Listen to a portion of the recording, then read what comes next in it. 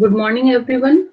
In the last lecture, we all have discussed about the diseases. Now, see, name of our unit is Public Health and Hygiene. But why we are studying water and water supply under its head? The reason behind that, when we discuss about the water, so our life is totally depend on the water, right? When we will see the quantity of water present in our body, so approximate 70% mass of our body is nothing but the water. But when we see the plants and other animals, it is little bit higher. Now see, when we will see our earth, so earth is also approximate 80% is water only, right? So that's why the earth, studying water is very important when we are discussing about the health.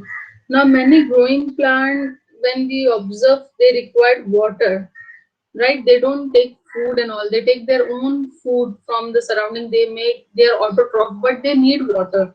So that's why water is very important. But when we discuss how water is related to the health, so this particular water is related to our health because approximate 70% of the diseases are waterborne. Hence we should have the pure water when we discuss about the pure water. So that pure water which are present in the lakes and river, that are having a little bit dilute substances, it may have the some type of the organism, that organism may cause the diseases. So first we will be talking about the sources of the water.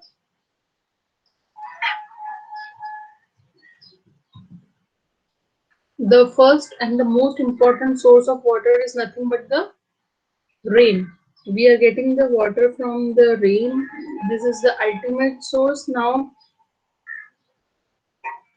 how we are getting rain? Rain is we are getting from the water cycle. Now whatever water is been evaporated from the ocean, lakes and stream, this all water get condensed, and after the condensation we are getting the precipitation. What is the precipitation? It is nothing but your rain, and that rain just fall on the mountain and all. Then surface runoff causes the various type of the surface water, and the water which seeps inside the earth causes the storage. That storage is nothing but the groundwater. Now let us discuss about the sources of water one by one in detail. First is the surface water. So first of all, broadly when we classify surface water, it can be classified as the natural resources and the man-made resources. What are the natural resources? This natural resources again we can divide into the surface water and the groundwater. But as we are discussing about the surface water, we know oceans are there, river, lakes, ponds, streams, all these are the surface water. Now see, surface water is of two types, lentic and lotic. Now one category, that is lentic, that is the running water, which is not stagnant at one place, and the lotic, that is stagnant at one place, like your the water which is not at all running. Now, when we talk about the river and lakes, from where they are getting the water? Ultimately, they are getting from the water from the rain. Not only this, they also get water from the melting of snow on the higher temperature, like mountains. Now, this surface water is constantly replenishing. Why? Because of the water cycle. This water cycle is replenishing, that means refilling the this surface water. Because of the evaporation, the level of the water goes down, and that is refill.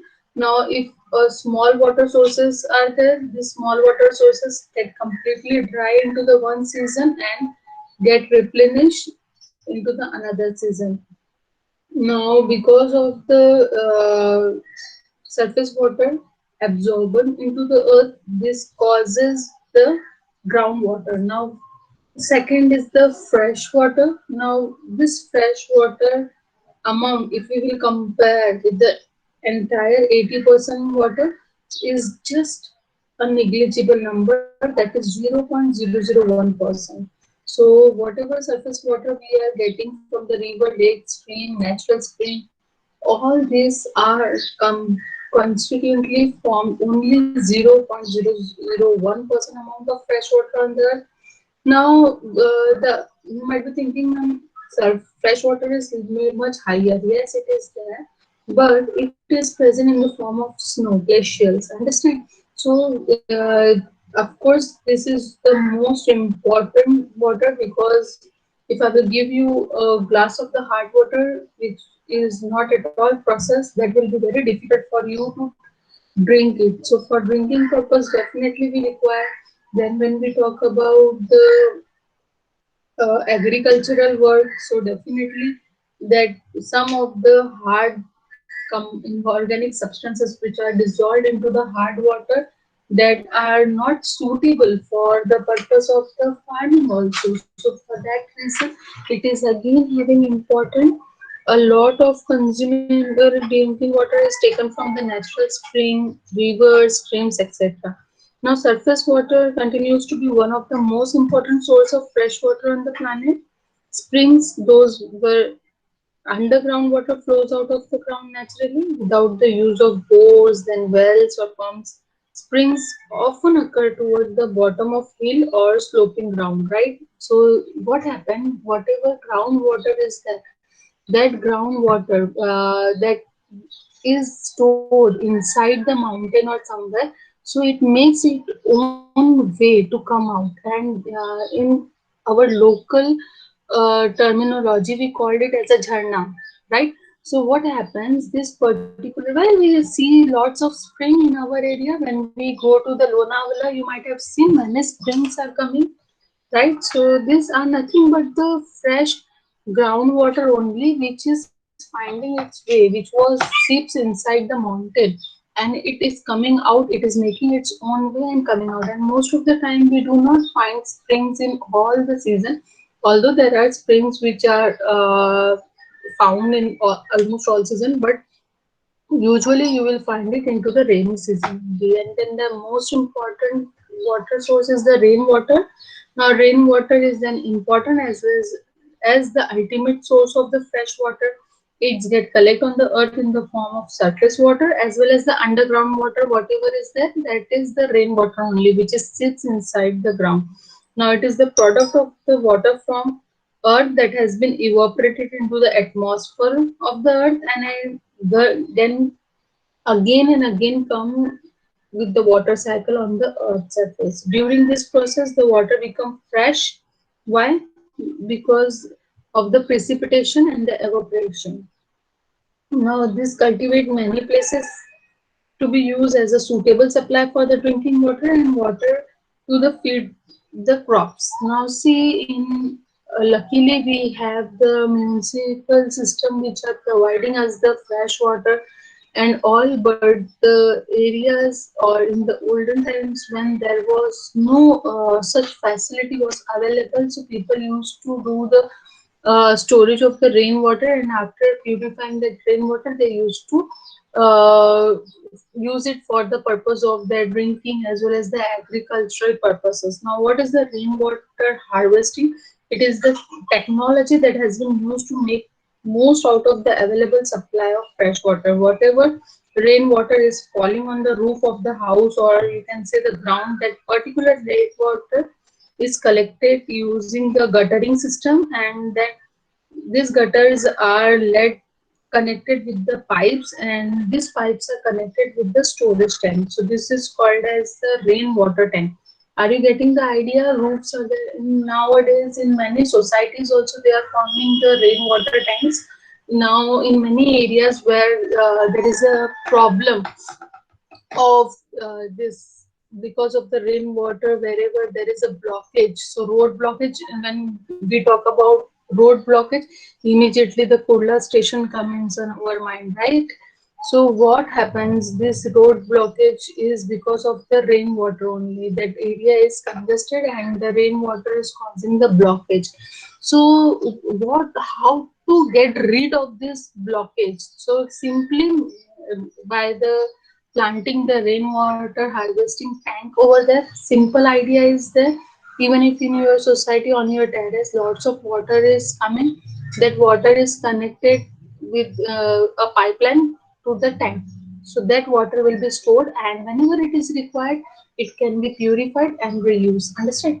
Then this is the only ultimate source on which we rely for our day-to-day life, right? That is dams and the reservoirs. So water whichever falls on the ground or rain or hill, everything is collected into one area. That area is called as the catchment, and the course of flow of rain and melting snow, everything is depends on the nature of terrain over which is flow, right? Where it is flowing. So the area hard packet clay and a proper tank is been made. Very little water penetration is allowed in particular area, means it's a tank like only, and whatever water generates the runoff, that is stored. The water runoff along the surface is stir up suspended particle of sand, soil, everything which creates the slit. Silt is nothing but the whatever sludge has been formed. So this surface water is clean and is being used for the purpose.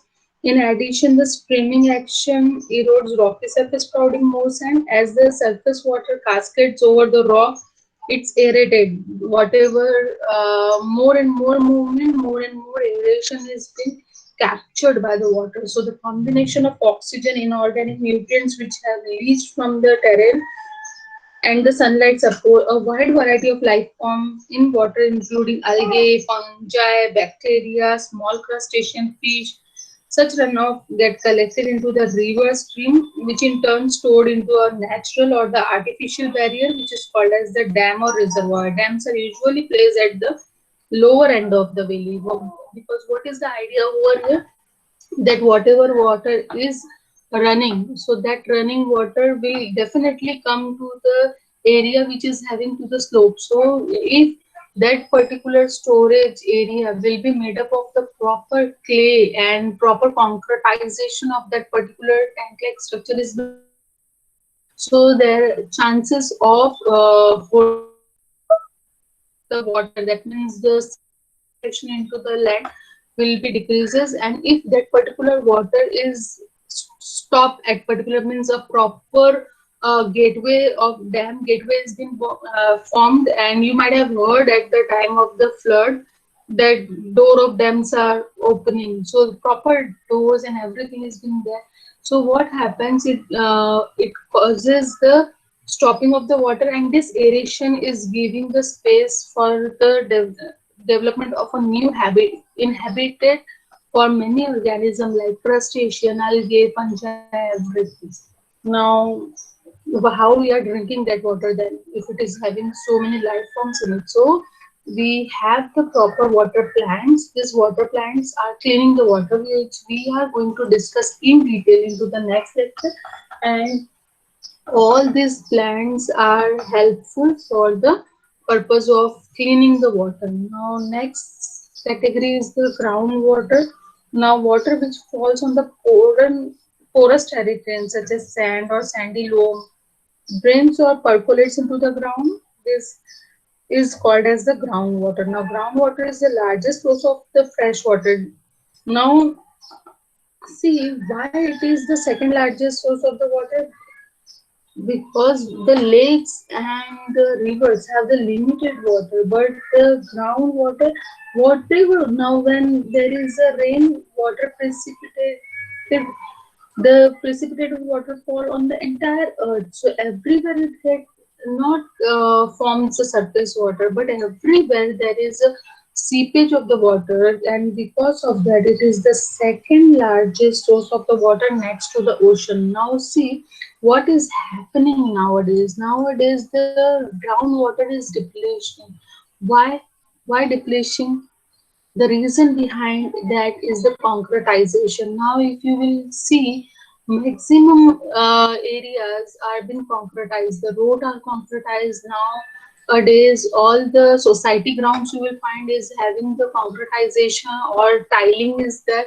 So this particular thing, stop the seepage of the water inside the ground, and at the end, we get the results. The water sources are depletion. Now, how it will come in our knowledge that water sources are depletion?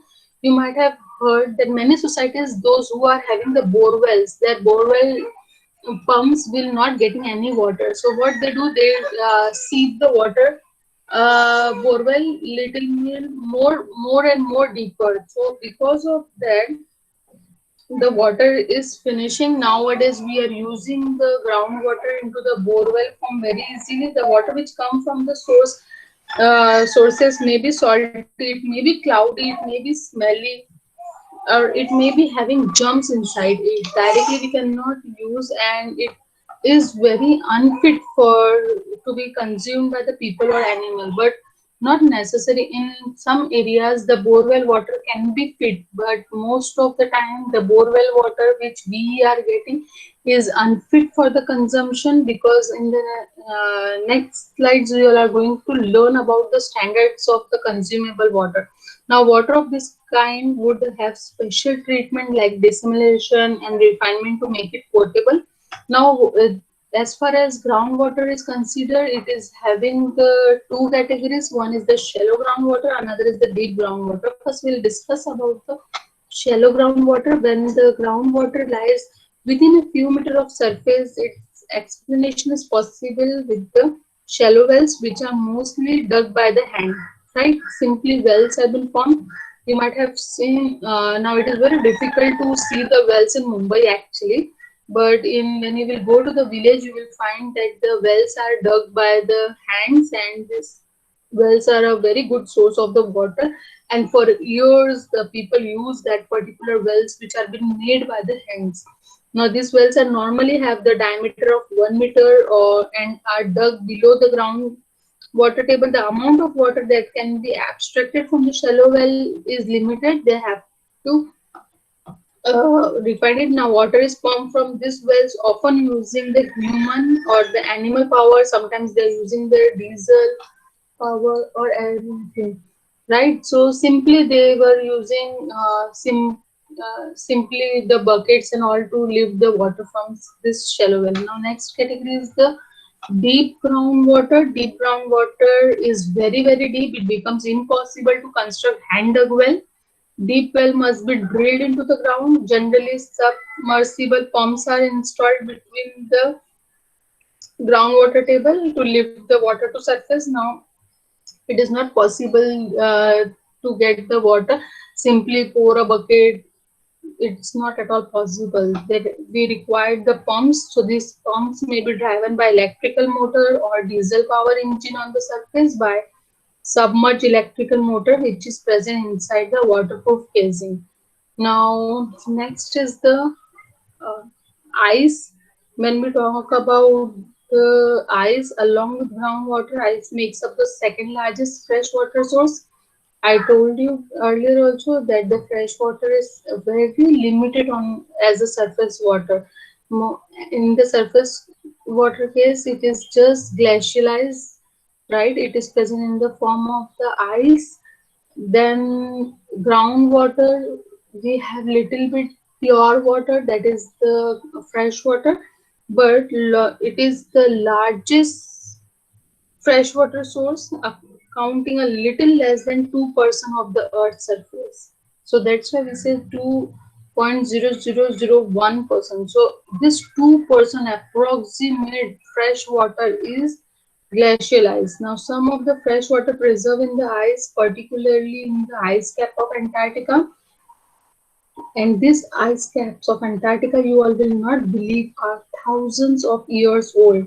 Like groundwater and ocean water, it is very difficult to use ice water as a source of consumable water without any treatment. Directly, we cannot melt the ice and start drinking it. Right now, let us discuss about the properties of the water. Now, see, as we have discussed about the sources of water from where we are getting, it is very important to know the properties of the water, because directly this particular water is related to our health. So what are the important properties which is making water as so precious? First is the chemical nature. If you will see the water, pure water have no smell, no taste, no color. Understand? Then when we talk about the specific heat, it's high specific heat of water that helps to prevent large fluctuation in the surface temperature of the earth. Body of the water such as ocean, lake, this all absorb the solar heat during the daytime and release it into the atmosphere at the night time without undergoing any appreciable temperature change. Means the water, you will find that whole day is absorbing the sunlight, right? And because of that, whatever heat is been absorbed, it released into the night time. So throughout, it is specific heat is maintained. And the next is heat of vaporization, another factor which is holding the earth's temperature constant. Now see, 80% of the earth's surface is water only. So whatever temperature of environment or atmosphere is depends, it is definitely depends on the water body only. So the another thing or another factor which is holding earth's temperature constant is high heat of vaporization of water, which is greater than of any liquid. About one third of solar energy which reaches on the surface of the earth is dissipated by the vaporization from ocean, lake, river, and ice field. If it will not be dissipated, so what will happen directly, that will come on the solid surface of the earth, and because of that the earth temperature will increase, and that will cause a lot of destroyment of the crop and all, right? It is the surface of the earth which is maintain the temperature of our body within the narrow limit. Much of the heat generated in the body by metabolism is removed by evaporation of the water through the pores of skin also, right? So whatever heat is been absorbed by our body, it comes out in the form of sweat, right? So this is nothing but by the vaporization. So same way, whatever heat is reaching to the earth's surface, what happens is heat is dissipated by the ocean, and this particular thing will convert the ocean water into the vapors, and that vapors will go back to the earth, and it will continue the water cycle. And this water cycle is maintaining the proper temperature of the earth or our atmosphere. Then next is most important point is the density. Now, when we talk about the density, interestingly, density of water increases with decrease in the temperature up to 4 degrees Celsius. But from 4 to 0, density of water decreases, which referred to as the anomalous behavior of water. It is of great significance in the areas which has cold winter climate. Now see the density of water which is increasing after that, so which is making the area broader, right? And it causes the crevasses. What happened that in the mountain some cracks are there, and in the cracks the water accumulates, and into the winter, or you can say the low temperature, that particular water frozen in the form of ice. Now ice expands, we will discuss it in detail into the next point. So because of that expansion, what happened, it forms a bigger cracks, and this is one of the most important factor of weathering of rocks. We will discuss it in detail into the next point. Now area winter areas which is having the winter climate, in such area during night temperature drops sharply, the layer of more dense water at the surface of lakes sinks to the bottom. displacing the water beneath it. This forms the water cycle, which we will see what is happening, that the temperature, the water which is becoming more denser after the 4 degrees Celsius, that will sink because of higher density, which is heavy. So as the temperature will come, so it will help to keep the river, or in that particular winter areas, lakes, to maintain into the liquid form. Otherwise the entire lake will get frozen, and this will also help the organism to live, will not freeze. Understand? So what is going to be happen after the 4 degrees Celsius, the water which is become the more and more denser, that water will go inside. Now see, when you will take a glass of water, and if you will keep the ice over it, so what will happen, the ice will start floating on it. Why? Because the water which is having the higher temperature is having the higher density, and this anomalous behavior of water helps in the sustenance of the life into the winter areas river. Understand? Aquatic life cannot survive without of this nature. In a similar process occurring all year around the water at 4 degrees Celsius, at which the aquatic life survives through the winter. Now see, in the ocean, the this particular density of water, it determines the pattern of the ocean current. Sea water at the depth below about 1 kilometer has nearly constant temperature between 0 and 4 degrees Celsius. So how this life survives over there? So see, anywhere, any area, ocean, the temperature is after 1 kilometer is approximate 0 to 4 degrees Celsius. So what happens? These water currents are being formed because of the change into the density due to the change into the temperature. Understand? So this is causing the water current, and this water current is helping the life form to survive. Now next category is the expansion. Now we all know that water freezes at 0 degrees Celsius, and after freezing the water expands.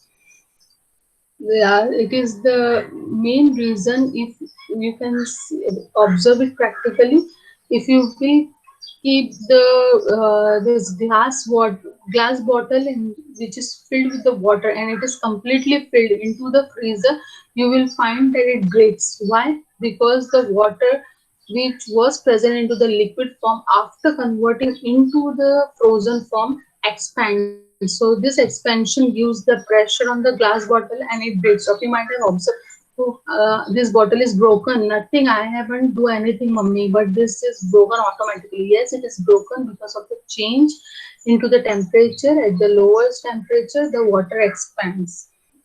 Now it has both beneficial and detrimental effects. I told you that it damages both plant and animal tissue by bursting the cells, their water membrane. Same process takes place on the surface of the earth, which causes breakdown of rocky material to eat the fertile soil. When we talk about the water expands, now sometimes if the animal which stays into the colder region, so now if they do not have anti-freezing protein AFP in, because the animal which are adapted to that particular environment, they will definitely have the adaptation of the colder environment. But the other animals, those who goes to that particular migrate accidentally to the colder environment, they will not possess that adaptations, right?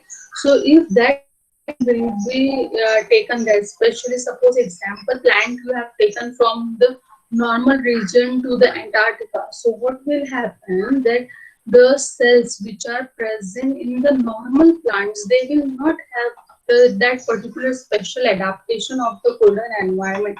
So their cells, which is having, now our body also comprised of more than 70% of the water, so that particular water will be freezing inside the body cells, and because of this particular thing, expansion will occur, and this expansion will cause the bursting of the cells. Understand? And the next thing, I already discussed earlier, that in the case of the this crevices, what happened? whatever water is stagnant over there, that freezes into the lower temperature, and this freezing will cause the expansion, will give pressure, and because of that pressure the rock will get that crack will separated and will cause the more and more expansion. Now because of this particular weathering, that rock breakdown, and this is very beneficial. How it is beneficial? It causes the fertile soil formation.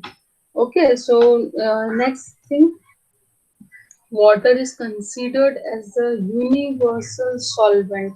To some degree, the water can dissolve everything naturally occurring substance on the earth. Because of this particular property, water has been termed as the universal solvent. Whatever things which are not having the polar atoms in that, they all causes the mixing into the water. Now when we talk about the boiling point of water is very high, that is 100 degrees Celsius. So this are the important chemical properties of the water which makes it very special and very important for our life. And because of this thing, the life without water is not at all possible on the earth.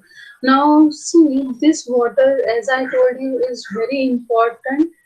So it is also very important that water should be very pure.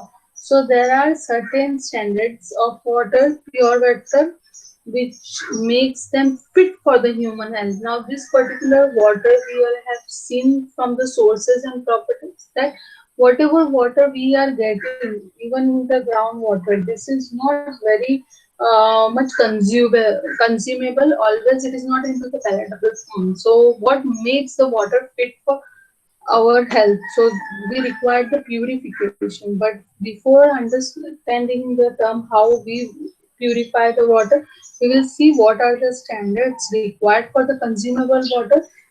Students, remember that the standards of consumable water is a very important point for your exam point of view. Understand, because there are many type of important notables which can be asked in the form of MCQ. Let us discuss now what are the standards of the consumable water. First and the most important standard is the pH. Now note it down that the pH of water, consumable water, must range between 6.5 to 8.5. Now we all know that the pH scale is having 1 to 14 numbers in it, and 7 is the neutral, right? So 1.5 from here, 1.5 from here. Understand, this way we all are going to remember. So the pH range is 2, that is 6.5 to 8.5. Is that clear? Means from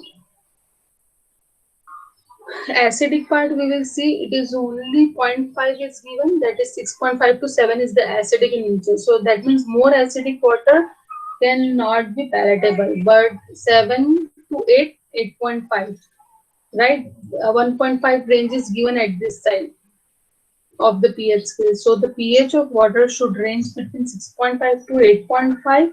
Now second thing about the taste. So the water should not have any taste in it.